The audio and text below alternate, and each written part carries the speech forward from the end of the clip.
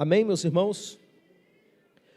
Lemos assim a palavra do Senhor, João 14, a partir do verso de número 25. Isso vos tendo dito, ainda estando convosco, mas o Consolador, o Espírito Santo, a quem o Pai enviará em meu nome, esse vos ensinará todas as coisas e vos fará lembrar de tudo o que vos tenho dito. Amém. Vamos orar mais uma vez, meu irmão, minha irmã. Eu peço que vocês orem pela minha vida nesse momento. Ore para que Deus tenha misericórdia de nós e fale conosco nessa noite. Ore para que Ele use a minha vida e que você não saia daqui dessa noite sem entender uma mensagem muito específica de Deus para o seu coração. Amém?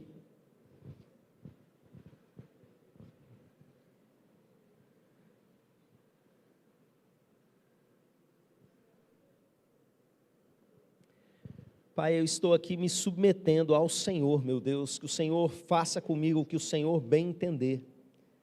Mas fale com essa igreja nessa noite, venha edificar, venha fortalecer, venha transformar cada um de nós, meu Pai, por meio da Tua palavra, em nome de Jesus.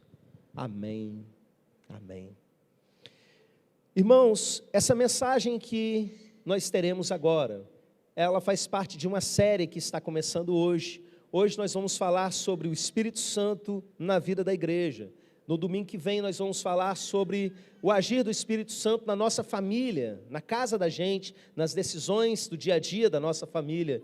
E no terceiro domingo dessa série de mensagens, nós vamos aprender sobre o Espírito Santo no nosso mundo interior, no que diz respeito às nossas emoções, à nossa alma.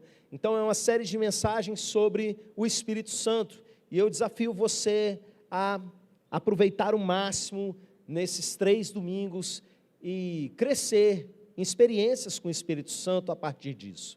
Essa mensagem desse domingo, meus irmãos, ela diz respeito ao Espírito Santo agindo no meio da igreja. De certa forma, ela também é um tipo de continuação daquele assunto que nós tratamos na semana passada, quando nós falamos a respeito do fazer parte de uma igreja e da nossa interação, do ajuste que muitas vezes precisa acontecer em cada um de nós para ser parte do todo. E o texto que nós temos como ponto de partida é a promessa de Jesus aos seus discípulos de quando o Espírito Santo fosse derramado sobre a vida deles. E Jesus ali, num espaço de texto muito curto, fala coisas muito importantes para a gente. É nesse texto, por exemplo, que ele vai chamar o Espírito Santo de Consolador. A gente vai tratar desse assunto numa outra mensagem mais para frente. Ele também diz que o Espírito Santo é enviado pelo próprio Pai. E ele diz que o Espírito Santo é enviado no nome do próprio Jesus. Quem está fazendo aí o curso de intercessão deve se lembrar aí da aula de hoje pela manhã, o que significa ir em nome de alguém, na autoridade de alguém, debaixo da permissão de alguém. Mas o que para a gente nessa noite vai ser o mais importante na nossa mensagem, são 2 coisas que ele fala que o Espírito Santo iria fazer conosco. O Espírito Santo iria nos ensinar, e o Espírito Santo iria nos lembrar. É importante a gente entender, meus irmãos, que nesses 3 anos de ministério terreno de Jesus, não deu tempo dele falar tudo que precisava. Nem era esse o propósito, nem era esse o objetivo. Com tantas e tantas situações que iriam surgir mais para frente, tanto na nossa vida no dia a dia, quanto relacionada à vida da igreja, que se Jesus fosse parar para esmiuçar detalhe por detalhe, ele não ia simplesmente dar ênfase naquelas coisas que precisavam ser dadas, de mais base da vida cristã. Por isso ele diz, olha, vocês vão receber o Consolador, que é o Espírito Santo, e ele vai, no meu nome, continuar ensinando vocês. Tem coisas que agora não foram ditas, tem coisas que não couberam nesse tempo, mas mais para frente, o Espírito Santo vai ensinar vocês. E não só isso, ele diz que o Espírito Santo iria lembrar. E como isso é importante? Quem estava aqui no domingo passado, levanta a mão assim, ó. Quem se lembra da mensagem que eu preguei, do texto que eu preguei? Que bom, irmã, porque no momento aqui nem me veio na mente. Você está melhor do que eu. A minha esposa não estava no domingo passado, que ela tinha ido socorrer uma irmã, e aí ela foi ouvir a mensagem durante a semana. E aí eu ouvi ela ouvindo, gente, eu preguei isso. Tão ruim, hein? A gente esquece. Imagina 3 anos vivendo com Jesus e ter que lembrar de tudo ao ponto de registrar nos evangelhos, de ter que lembrar das coisas que ele ensinou para depois escrever o Novo Testamento. Olha a situação desses apóstolos, meus irmãos. E depois ainda na vida, do dia a dia da igreja, até o final de suas vidas, eles estarem ali reproduzindo, ensinando a igreja todas as coisas que ele nos tem ordenado. A mente humana não é capaz de naturalmente se lembrar de tudo aquilo que é importante. E Jesus disse, olha, vai vir o Espírito Santo e ele vai ensinar vocês, e ele vai fazer vocês se lembrarem, e graças a Deus por isso, meus irmãos. Quem me socorre na minha cabeça cheia de coisa é só o Espírito Santo de Deus. Aqui Jesus está falando sobre o agir do Espírito de uma maneira bem geral, mas na mensagem de hoje, eu quero trazer essa aplicação para o dia a dia da igreja, para a nossa vida como igreja, de uma maneira geral. E ao longo de toda a história do Novo Testamento, do livro de Atos, das cartas de Paulo, até no Apocalipse, nós vemos situações em que o Espírito Santo se manifesta na vida da igreja exatamente dessa forma, ensinando e fazendo lembrar. Muitos crentes, quando ouvem falar sobre a ação do Espírito Santo no meio da igreja, inicialmente, naturalmente, já pensa naquelas expressões exteriores mais emocionais, ou de coisas muito sobrenaturais, inexplicáveis, e às vezes desprezam aquilo que está no simples. Irmãos, eu sou fã do sobrenatural, eu amo milagre, eu gosto mesmo de ver transe profético acontecendo quando é de verdade, meus irmãos. Mas presta atenção, o Espírito Santo está agindo na vida da igreja o tempo todo, dessa maneira, nos fazendo lembrar e nos ensinando todas as coisas. Um exemplo que eu gosto muito é ali no início do livro de Apocalipse. Uma frase que é repetida 7 vezes, que diz assim: quem tem ouvidos, ouça o que o Espírito Santo diz às igrejas. Vamos repetir essa frase? Quem tem ouvidos, ouça o que o Espírito Santo diz às igrejas. Quem não conhece o contexto, talvez pense que era uma história assim, estava todo mundo sentado no mesmo lugar, e de repente vem um vento impetuoso, e eles começaram a ouvir uma voz: filho meu, eis que te digo, o Espírito Santo está dizendo à igreja. Não foi nada disso. O pastor da igreja recebeu uma carta, e nessa carta tinha uma mensagem, que uma vez que ele recebeu, ele tinha que repassar para a igreja. Foi isso.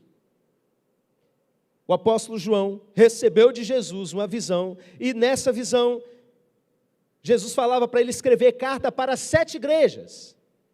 E essas 7 igrejas que ele foi escrever, Jesus falava para ele escrever assim, ao anjo da igreja, e falava o nome da igreja, escreva.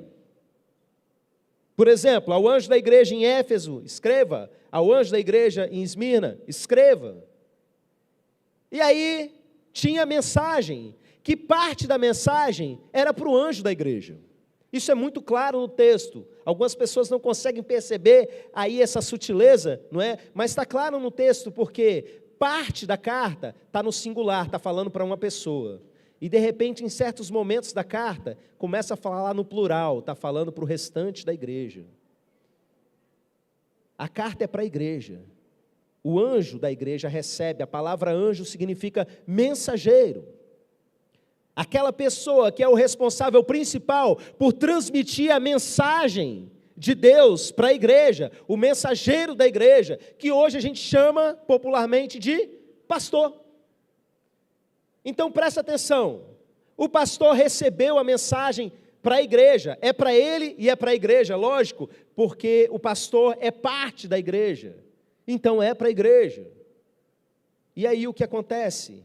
Ele tem que transmitir aquela mensagem para o restante da igreja. Eu não sei você, Mas muitas vezes, eu tenho vivido experiências, tanto pastoreando quanto sendo pastoreado, de ver o mensageiro da igreja falando algo, e as pessoas depois virem compartilhar. Falou tudo aquilo que estava no meu coração, e ele não sabia disso. Quando a pessoa vem assim falando, né, entendendo que é de Deus, é bom. Pior quando aqueles vêm falando assim, está mandando indireta para mim, indireta, nem sei o que está acontecendo, só entreguei a mensagem, abri a Bíblia, ensinei a Bíblia, apliquei a Bíblia, foi só isso, não sei nada da sua vida. Mas algumas pessoas não compreendem, né, e pensam dessa forma, mas entenda, o Espírito Santo, enquanto a mensagem está sendo transmitida, está fazendo você aprender coisas que você ainda não sabe do Evangelho. E está fazendo você se lembrar de coisas que você está precisando ser relembrado. A lógica, meus irmãos, a carta começa dizendo, ao anjo da igreja escreva, e termina dizendo, quem tem ouvidos ouça o que o Espírito diz às igrejas, como o Espírito está dizendo à igreja. O anjo da igreja, o pastor da igreja, recebeu a mensagem e agora o que ele faz? Transmite para a igreja. Mas pastor, quer dizer então que se o pastor é aquele que recebe a mensagem, ele não erra? Lógico que não. Não quer dizer que ele não erra não, tá? Lógico que ele não erra. Pastor erra, gente. O texto de Apocalipse, quando você olha essas 7 cartas, meus irmãos, 7 anjos da igreja, 6 estavam errados.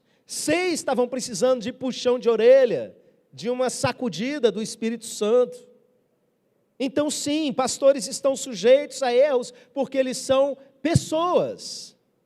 Então, porque ele recebe a palavra de Deus, é ele que é o mensageiro, ele também não precisa aprender? Será que ele não depende de outra pessoa? Depende, meus irmãos, porque a igreja é corpo de Cristo. Nós aprendemos na semana passada que é família, que igreja é família, que igreja é edifício, mas igreja é corpo, e uma parte depende da outra, o tempo todo. Olha para esses pastores do Apocalipse, eles estavam ali transmitindo a mensagem, mas eles precisaram do apóstolo, o profeta, o João. Eles só estavam fazendo aquilo porque outro irmão tinha mandado uma carta para eles. E igreja é assim, uma parte complementando a outra. Eu não sei quantos de vocês viram, eu publiquei um vídeo curto nas minhas redes sociais, há umas semanas para trás, quando eu estava de férias, e eu contei uma experiência que eu vivi aqui nessa igreja, há algum tempo. Eu ia pregar num culto de domingo pela manhã, e antes de tomar a palavra, eu virei e falei assim, irmãos, vamos orar mais um pouco? Vamos nos dividir em duplas, para que a gente ore um pelo outro. E quer saber, meus irmãos, sabe por que eu fiz isso? Porque eu estava muito ruim. Eu queria que alguém orasse por mim. Eu tinha ido dormir 3 horas da manhã, chateado da vida, questionando um monte de coisa diante de Deus. Eu tinha feito o esboço da mensagem do que eu tinha que pregar no domingo pela manhã, mas eu não tinha nem a convicção de que aquele era o texto daquele momento mesmo. E isso é muito ruim, meus irmãos, porque eu dou muito valor a isso, da palavra certa, no momento certo. Eu preciso ter essa convicção de Deus. Eu não prego simplesmente de um livro que eu li, de uma pregação que eu vi. Eu busco de Deus o que é para aquele momento. E meus irmãos, quando eu cheguei ali e eu falei isso, vamos orar? Vamos nos dividir em duplas. Um irmão que estava sentado na primeira fileira, eu estava com o púlpito aqui embaixo. O irmão levantou, andou na minha direção, botou a mão no meu ombro e falou assim, pastor, o Espírito Santo me acordou ontem, 3 horas da manhã, para orar pela sua vida. Aí ali você já começa a arrepiar, né? E ele começou a orar. E na oração dele, ele começou a falar umas coisas que eu tinha falado para o Espírito Santo no meio da madrugada e que ninguém sabia. E aí, no meio da oração, do nada, ele vira e fala, por quê? E falou o livro que estava no meu esboço, que ele não sabia, o capítulo e o versículo que eu ia pregar e que eu não tinha certeza naquela manhã. É o pastor trazendo a mensagem de Deus, mas precisando do outro irmão para vir fortalecê-lo. Irmãos, isso é a igreja. Como diria o nosso pastor Osias, a frase principal dele, não é? Isso é igreja.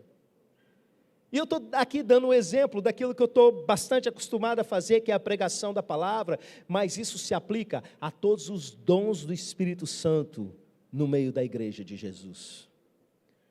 A descrição bíblica dos dons do Espírito Santo tem a ver com isso, com a atuação de um fortalecendo o outro, um dependendo do outro em todo o tempo. Nessa modalidade de culto de domingo à noite, onde a gente se ajunta para adorar junto e para meditar na palavra, na instrução, na doutrina, a gente não vê muito a atuação de determinados dons que dizem respeito a outros momentos da vida da igreja, como, por exemplo, nas casas. Muitos desses dons que nós vemos na Bíblia, eles aconteciam no contexto da igreja do Novo Testamento, que se reunia nas casas. E aqui na nossa igreja, meus irmãos, nós temos uma coisa chamada célula, que é basicamente igreja nas casas, e ali é que a gente vê, como diria alguns, né, a mágica acontecendo. Irmãos, que coisa linda que é na simplicidade, um irmão complementando o outro. Às vezes eu como pastor estou na célula e eu fico quietinho, só vendo o Espírito Santo trabalhar.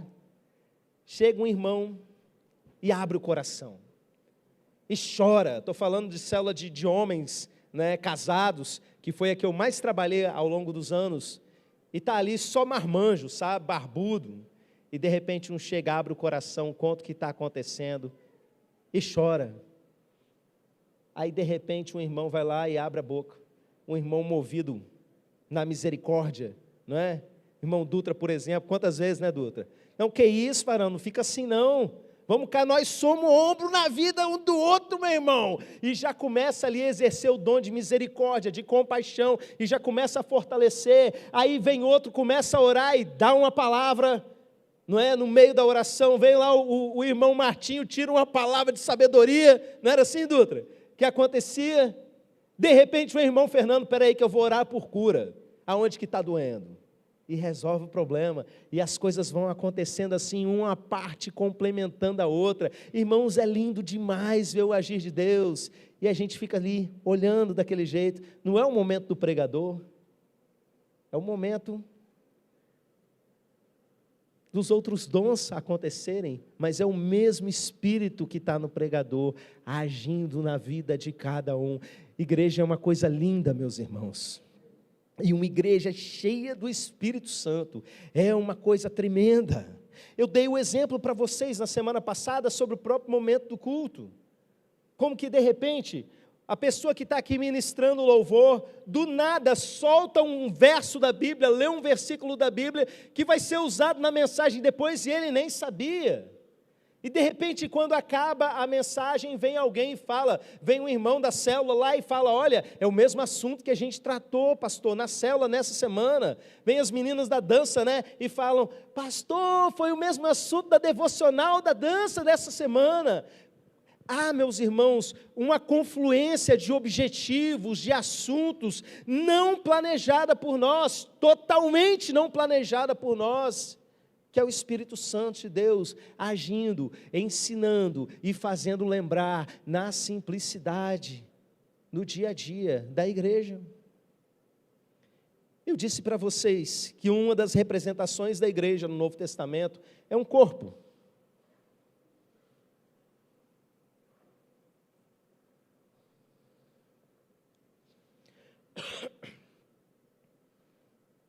Imagine aqui esse movimento. Eu vou trocar o microfone de mão. E para eu segurar o microfone, o meu espírito deseja trocar o microfone de mão, mas o meu cérebro, ele mandou um sinal elétrico que vai passar pela minha medula dentro da coluna vertebral, vai acionar os meus músculos do braço, do antebraço, da mão, dos dedos, que vão puxar ligamentos, tendões, que vão fazer com que os ossos se movam, tudo isso de forma muito sincronizada, meus irmãos. Isso é uma igreja em funcionamento. Tudo isso com a corrente sanguínea levando nutrientes do sistema digestivo, levando oxigênio do sistema respiratório, uma parte dependendo da outra. Irmãos, quando uma igreja vive esse nível de interdependência, o Espírito Santo flui e consegue fazer exatamente aquilo que Ele deseja.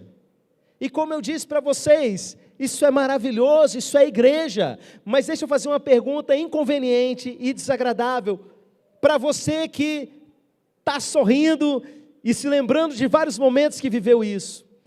A pergunta é sempre assim?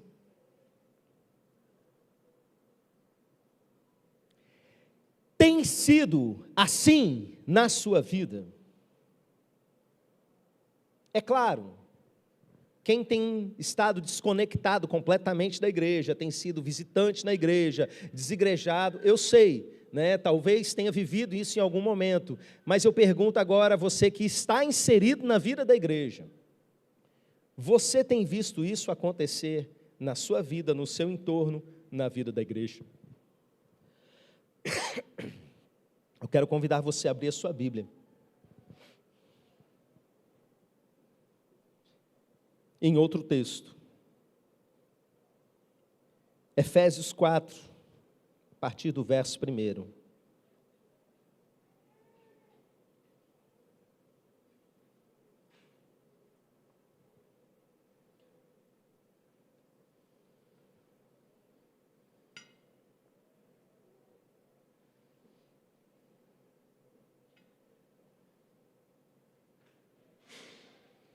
Efésios 4, a partir do verso 1, nós lemos assim: Rogo-vos, pois eu, o prisioneiro do Senhor, que andeis de modo digno da vocação a que fostes chamados. Então presta atenção, ele está rogando, não é simplesmente um pedido qualquer. E o que é andar do modo digno? O verso 2 diz: com toda humildade e mansidão, com longanimidade, suportando-vos uns aos outros em amor. Presta atenção, ele está falando de coisas relacionadas a relacionamento, em você ser humilde, ser manso, longânimo, alguém que não é explosivo, suportando-vos uns aos outros em amor. Deixa eu explicar bem isso para você. Na nossa língua portuguesa moderna, as pessoas pensam que suportar é a mesma coisa que aturar, não é? Ai, eu não suporto aquela pessoa. Tem crente que vira para mim e fala assim: com relação à irmã fulano, eu já estou naquele nível do suportando-vos uns aos outros. Suportar é aquilo que aquelas colunas estão fazendo com a galeria da nossa igreja. Suportar é dar suporte, é sustentar, meus irmãos. Presta atenção agora no verso 3.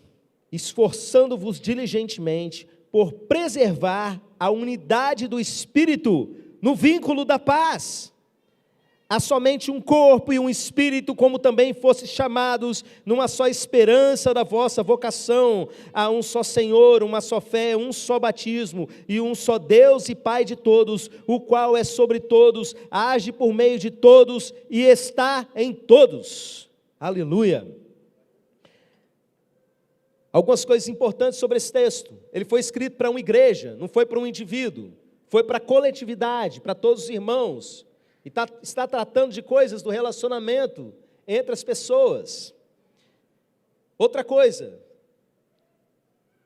que na verdade é a mesma coisa, né? É para todas as pessoas ouvirem. É uma coisa que é aplicada em conjunto. E a parte principal para a gente aqui é o verso número 3, que diz assim: esforçando-vos diligentemente por preservar a unidade do Espírito no vínculo da paz. Entenda, a unidade ela é no Espírito. E ela acontece onde? No vínculo da paz. Então entenda, você precisa ter vínculos com seu irmão, e não é qualquer vínculo, é um vínculo que é da paz. E se você mantém esse vínculo de paz, e está em unidade com eles, esse é o ambiente do Espírito Santo. Esse é o ambiente da atuação do Espírito Santo. Irmãos, eu não entendo uma igreja que diz que faz e acontece, que se move em sinais e prodígios, e todo mundo está brigando e de cara virada nos bastidores um para o outro. E eu já vi situações assim acontecerem.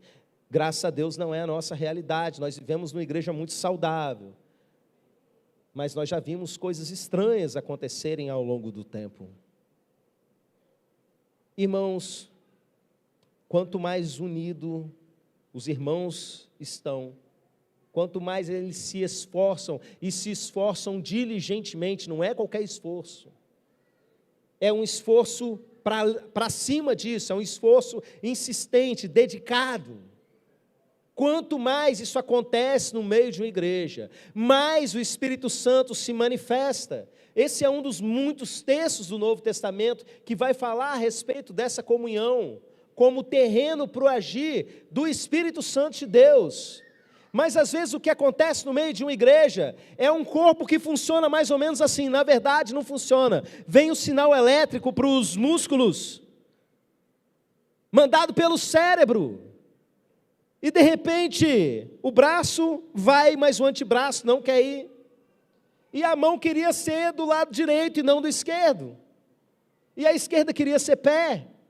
E todos eles estão com raiva do sistema respiratório, que não estou gostando do sabor desse oxigênio que está chegando. O que você diria de um corpo assim? Das duas uma, meu irmão, está doente ou está endemoniado, e às vezes está as duas coisas. Mas às vezes as igrejas se comportam dessa maneira. Irmãos, eu descrevi aqui a maravilha que é a gente viver numa igreja cheia do Espírito, onde o Espírito tem liberdade para trabalhar, e essa parte da mensagem é para te ensinar a proteger isso. Porque quando você não resolve os seus problemas que começam a surgir lá longe, com os seus irmãos, o que acontece com você é que você começa a afastar a unção de dentro da igreja. Você pode orar muito, pode jejuar muito, pode mergulhar na Bíblia, saber ela de capa a capa, mas se você adia resolver problemas com os seus irmãos, você está pecando contra a unidade da igreja, e quando você faz isso, você quebra a unidade do Espírito no vínculo da paz. Quantas e quantas histórias de avivamento eu mesmo já contei para os irmãos aqui na igreja, de um mover poderoso de Deus sobre a terra, que de repente acaba de uma hora para outra, porque simplesmente o que acontece é, começou problema de relacionamento entre os irmãos da igreja, e Deus olha, para usar uma metáfora futebolística, né, vou tirar meu time de campo. Deus tira o time de campo. Não participo desse negócio aí. Irmãos, às vezes a gente não quer resolver os problemas que nós temos. Às vezes a gente tem medo, às vezes a gente é covarde, e às vezes dá preguiça mesmo. E para abrir o coração para a igreja, porque eu não sou perfeito, às vezes me dá uma preguiça, meus irmãos, de conversar com certos irmãos. Ai, de novo, tem que ir outra vez, uma bobagem, uma meninice. Mas sabe o que eu faço? Tem que ir, não tem? Eu vou. Sabe por quê? Porque se eu não for, eu estou pecando contra a unidade da igreja. E o que adianta eu estar lá direto? Senhor, vem com a tua presença. Vem, Senhor, derrama o teu fogo. Manifesta os teus sinais e maravilhas. A gente estava aqui antes do culto começar, numa roda de oração, né? uma sala de oração tão boa. Mas, meus irmãos, se eu tenho um conflito ali por resolver, nem a minha oferta no culto é aceita, meus irmãos. É isso que Jesus ensinou. Então, se você vê um problema começando lá longe, aquela fumacinha lá do outro lado, vai lá, chama, conversa. Eu me lembro, no ano passado, eu chamei o pastor Edmilson para conversar, né? Tinha acontecido uma situação lá e tal, eu já precisava conversar com ele, mas como tinha acontecido algo, ele não tinha aprontado não, tá, meus irmãos? Estava inocente na história, só para deixar claro. Ele tinha pregado algo, e como a irmã tinha falado uma coisa, eu já fiquei assim, né, de orelha em pé, será que eu entendi direito? Será que quer dizer isso? Será que realmente não tem alguma coisa ali entre a gente? Aí acabou o culto, eu chamei ele para conversar, perguntei para ele da situação, ele me explicou certinho. Eu virei para ele assim e falei, pastor, você pregou isso, isso e isso. Você quis dizer tal e tal coisa? Ele, não, pastor, eu quis dizer tal e tal coisa, por isso, por isso, por isso. Eu, que bom. Se abraçamos e pronto, 100%, acabou o problema. O problema só existia na minha cabeça. E às vezes a maior parte dos problemas que nós temos dentro da igreja só existe na imaginação das pessoas. E quando você não resolve, aquilo vai crescendo, e vai passando o tempo, aquele negócio vai crescendo dentro de você. E você vê uma outra situaçãozinha, você já quer juntar e fazer aquilo evoluir. E o que acontece com o Espírito Santo? Vai se esfriando, vai se afastando no meio da igreja. E todo o poder que a gente tem pedido para Ele derramar sobre nós, não vem. Por quê? Você pode ter a fé que for, se não tem amor, serve para nada. Então você está sendo ensinado nessa noite sobre o agir do Espírito Santo dentro da igreja e como você é parte de todo esse mecanismo de proteção. Proteja a unção dessa igreja, protegendo os relacionamentos, sendo parte da vida um do outro, sendo bem conectado, dependente um do outro, não se achando a pessoa que não precisa de mais ninguém, mas pelo contrário, dependa de todos. E agora que você aprendeu a proteger a ação do Espírito Santo dentro da igreja, nós vamos para outra parte da mensagem, que é como finalmente se encher do Espírito Santo. Um texto bem conhecido, mas que precisa ser bem entendido. Ainda na carta de Paulo aos Efésios, mas agora no capítulo 5, a partir do verso 18.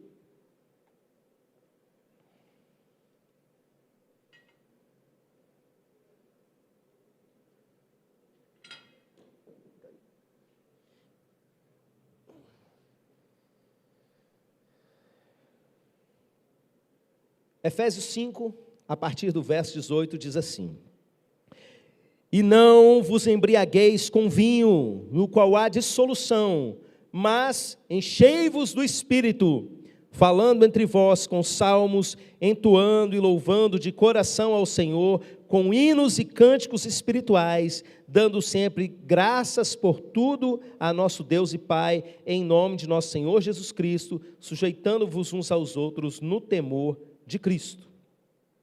Mais uma vez, essa carta está sendo escrita para uma igreja. Isso quer dizer que é algo tratando do coletivo das pessoas, como nós coletivamente nos enchemos do Espírito Santo de Deus. E o texto vai dizer para a gente como isso é feito. Se você ler de uma maneira rápida, talvez você não perceba que o que vem depois de enchei-vos do Espírito, o falando entre vós em salmos, talvez possa parecer para você que é só mais uma coisa que você tem que fazer, mas não. O texto está mostrando como é que coletivamente nós conseguimos nos encher do Espírito. Imagina se fosse a situação contrária, se Paulo estivesse mandando a gente ficar bêbado. Ele ia falar assim: mas enchei-vos de álcool, enchei-vos de vinho, tomando o copo todo.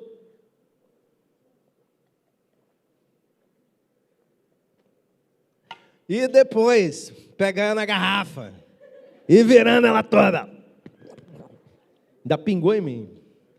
Até a última gota. Mas não é isso que a Bíblia está dizendo.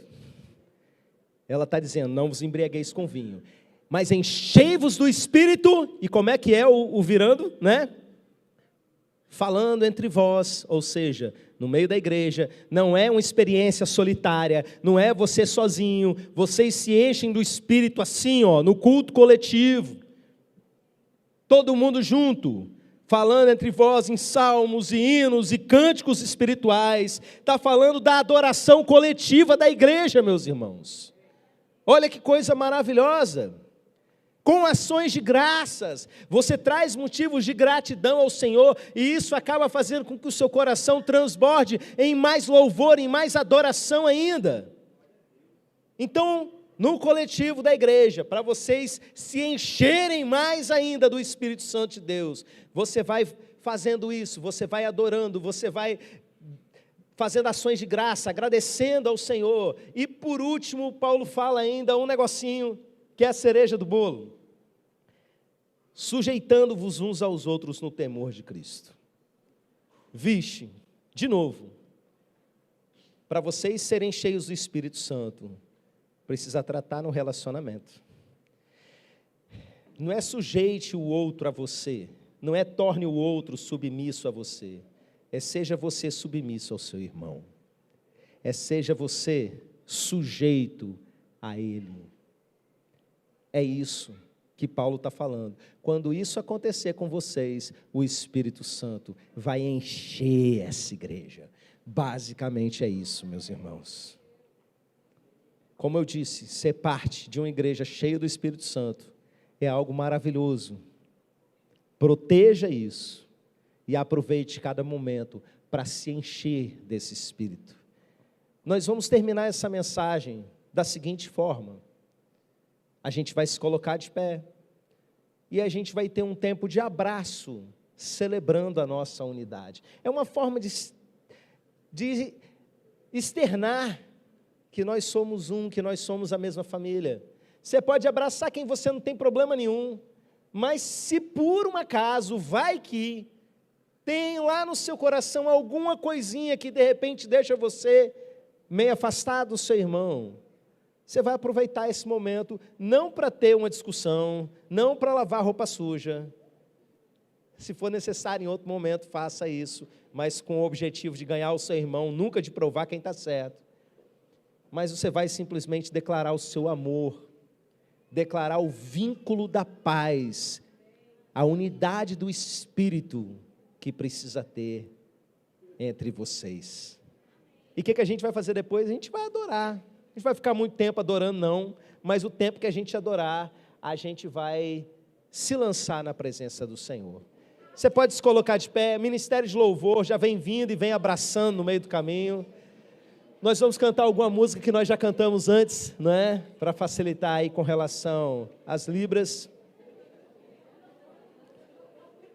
Sai do seu lugar, vai lá, dá um abraço no seu irmão. De repente você não viu ele durante a semana, de repente você nem conhece, mas quer dizer, a gente é a mesma família. Você que nos acompanha à distância, tem um irmão aí dentro da sua casa, alguém que foi lavado, regenerado pelo sangue de Jesus, que é família de Jesus com você, vai lá dar um abraço santo no nome de Jesus, declara também o seu amor.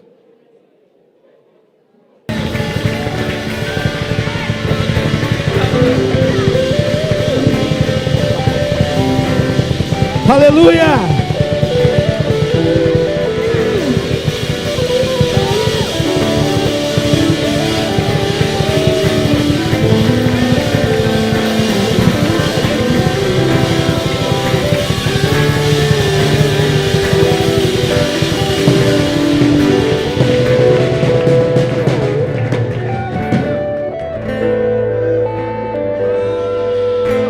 Aleluia!